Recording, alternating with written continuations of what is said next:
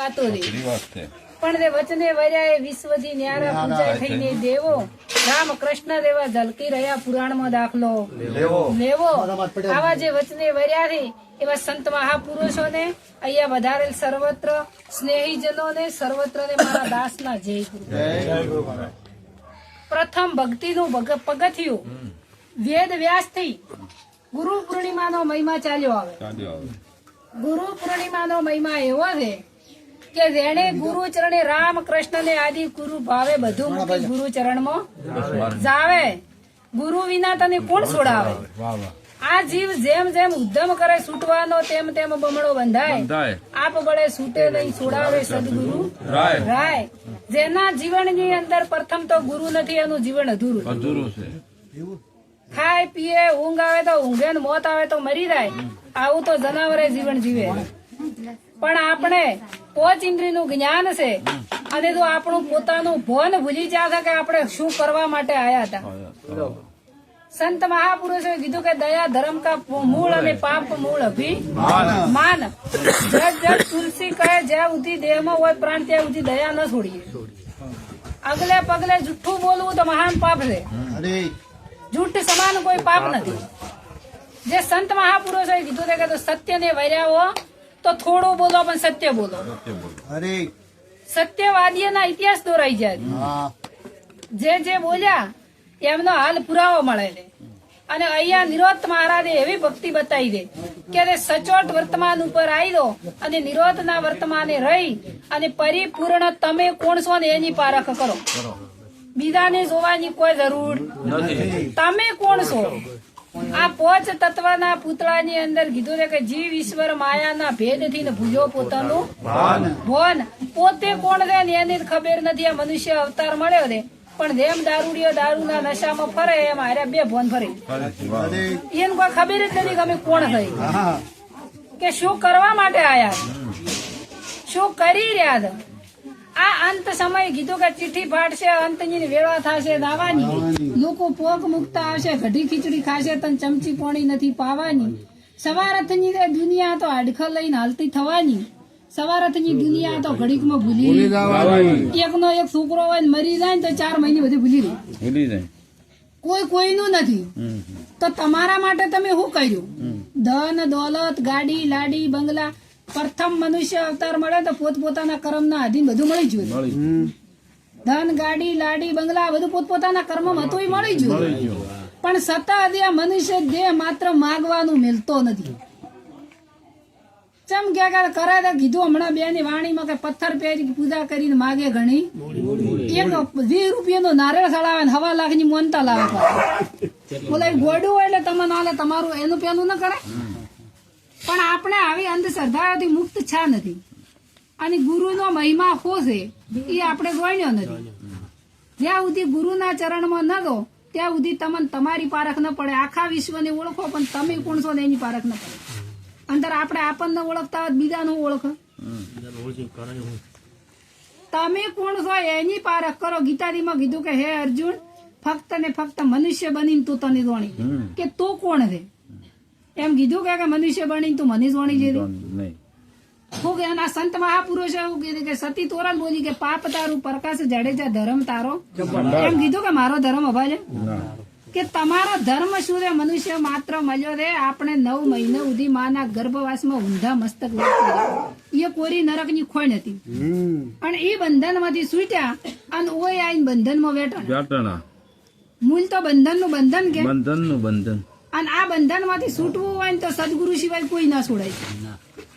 કોઈ કીધું કે મોટામાં મોટો ભય એનો જન્મ ને મરવું. અને સંત મહાપુરુષે કીધું કે જન્મ મરણ નો ત્રાસ છે ભારે છૂટી શકે મનુષ્ય ભૂલ્યો દવાર 84 માં આવે. ગુરુ વિના તન કોણ છોડાવે? જો આ મનુષ્ય અવતાર ભૂલી જા તો વારંવાર ફેર હાથ આવવાનો. આ અવતારમાં ભજન થઈ શકે. કોઈ ઢોરન કીધું કે તમે ભજન કરો, કોઈ કૂતરન કીધું કે તમે ભજન કરો. અને એ અંદર કોઈ નડે છે? ઢોરને કે કૂતરન કોઈ દાડો હોબ્યો કે ભૂવાઈ દોડા એ બોજાય એવું અંદર આપણે ચમ બોધેવી આપણે જ નડે છે. આપે નડે છે એટલે ધીરે આપણને નડે. નકર ચમ એ નહીં નડતું. પણ આપણને ખબર નથી કે આપણે શું કરી રહ્યા છે.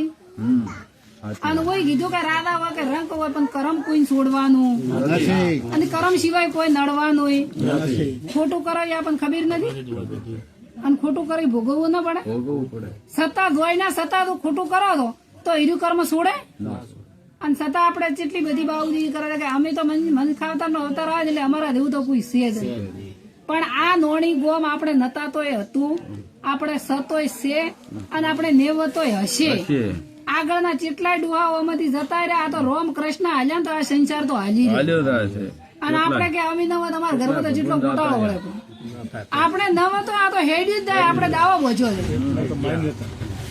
જેના છોકરા મેલી માવતર મરી રહી મોટું નથી થતા પણ આપણે જેવો દાવો દે કે અમે તો નવા તમારા ઘરમાં અમે વગર પોદડું ના આવે પણ આવા દાવા કોણ છોડાવે તારી સંતોના ચરણે દો ને તારી તમે નથી તો આ તો જીવન ચાલ્યું આવવાનું છે અને મનુષ્ય અવતાર મળ્યો છે એટલે જોણી લો અને ફરી વાર હાથ આવવાનો નથી પરમાત્મા તો એવો છે કે નિરંજન નિરાકાર ઈ આકારમાં આવે એવો ખાટે ખાટે અખાટ છે આકારે આકારે નિરાકાર પણ એ નિરાકાર છે એવી રીતના ભગવાન ને ગોતવા માટે કોઈ ગંગાજી જા કોઈ કાશી જા કોઈ કેદાર જા હળીએ સડ્યા પણ ભગવાન નક્કી થતો અંદર ભગવાન ખોવરા એવો છે ભગવાન ખોવરા એવો નથી અને ઓય અજ્ઞાની પણ જડા એવો નથી જડા કરી ત્યાંની લડ્યો મીરાબાઈ લડ્યો નરસિંહ મહેતા લડ્યો જલારામ ને લડ્યો જેને તેને લડ્યા એના ઇતિહાસ ગુરુચરણી જાય લડ્યો રામકૃષ્ણ ગુરુચરણી જતા તો એ નક્કી છું કે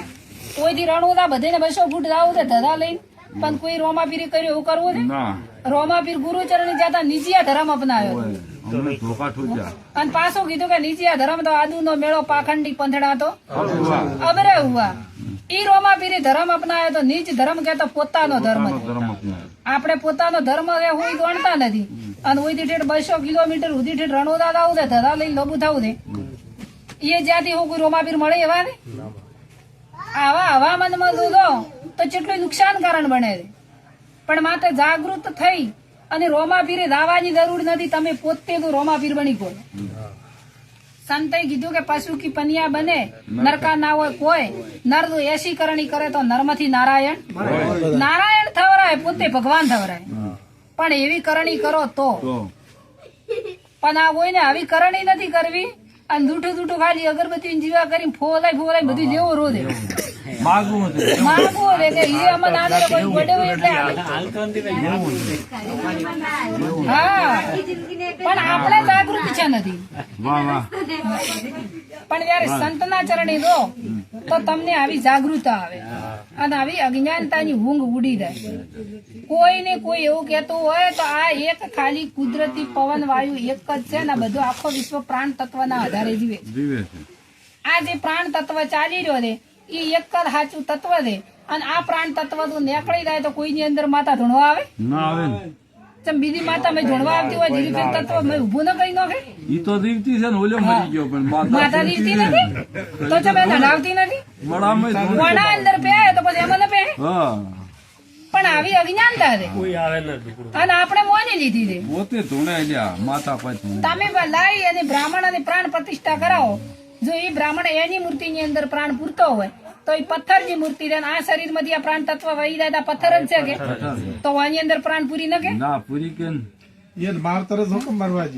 કોઈ તો હગાવાળું હોય તો કોઈ મરવા છે પણ આવી કોઈની તાકાત નથી પણ આ પાખંડ ઉભું કરી અને આ ભ્રતિઓમાં ભૂલા પાડી અને આવા જિજ્ઞાસુ જીવોને બચારાને ફસાઈ નો છે કેમ કે ઓયન તો ખબર નથી ખબર તો વધડો તો હું કરે ભીટકાય કે પણ જેની ગુરુના ચરણે જાતો આ કુટુંબને આ પરિવારને તો લાખો વાર ધન્યવાદ આલું છું કારણ કે મારા ભક્તિનો સહારો બની અને મને તરવાનું નાવ મળ્યું પ્રથમ પહેલા તો ભક્તિ મારા ધનાવાળા ભક્ત મંડળને વંદન કરું છું અને મારા માતા પિતાને કોટી વાર વંદન કરું છું કે એમને મને મનુષ્યનો અવતાર આપ્યો આ અવસર મને મળ્યો અને એ કારણથી આવા સંતોનો મને સહારો મળ્યો કીધું છે કે ભાઈ સાધુ પુરુષનો સંગ ભાઈ મને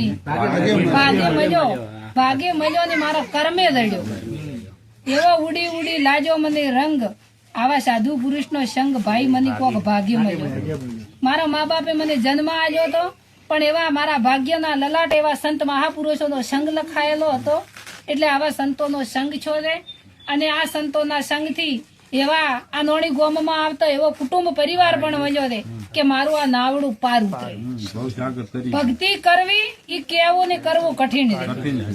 પણ એવો પરિવાર મળ્યો છે, એવો કુટુંબ પણ મળ્યું છે કે કુટુંબે મને સાથ આલ્યો છે. સાચા. કુટુંબે મારા સાથ સહારા વગર ઓથ વગર વેલો સડતો એમ આ પરિવારેના કુટુંબે આ નોણી ગોમને એવો સાથ આલ્યો છે કે મારી ભક્તિ પરિપૂર્ણ થાય. એવા હું સંતો પાસે આશીર્વાદ માંગુ છું. આ મારું નાવડું ભવસાગરની પાર ઉતરે સદગુરુ. વાહ.